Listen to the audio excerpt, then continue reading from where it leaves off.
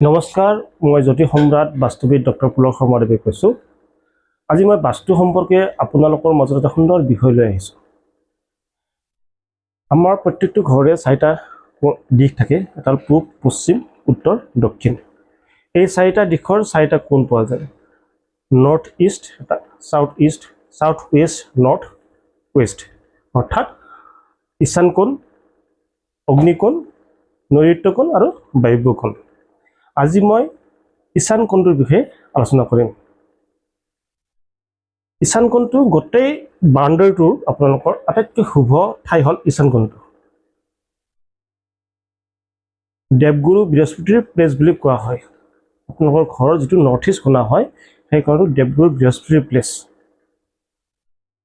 গতিকে এই প্লেচখিনি পৰিষ্কাৰ পৰিচ্ছন্ন হৈ থকাটো অত্যন্ত আৱশ্যক।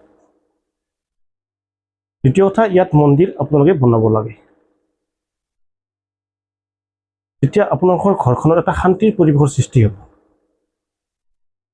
যদি এই প্লেচটো পজিটিভলি ষ্ট্ৰং হৈ থাকে, তেনেহ'লে ঘৰখনৰ যিটো কিবা নিগেটিভ প্ৰভাৱ আছে কম বেছি পৰিমাণে ই কণ্ট্ৰলত থাকে।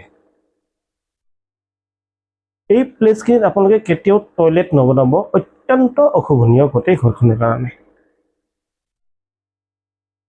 কিটচেন নবনাব, শয়ন কক্ষ নবনাব। যিহেতু এইখিনি দেৱগুৰু বৃহস্পতিৰ প্লেচ, আৰু দেৱগুৰু বৃহস্পতি হ'ল ধনৰ কাৰক গ্ৰহ।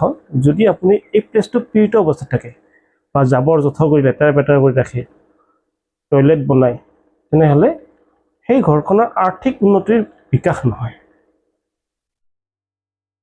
গতিকে এই প্লেচখিনি আপুনি পৰিষ্কাৰ পৰিচ্ছন্ন কৰি ৰাখক।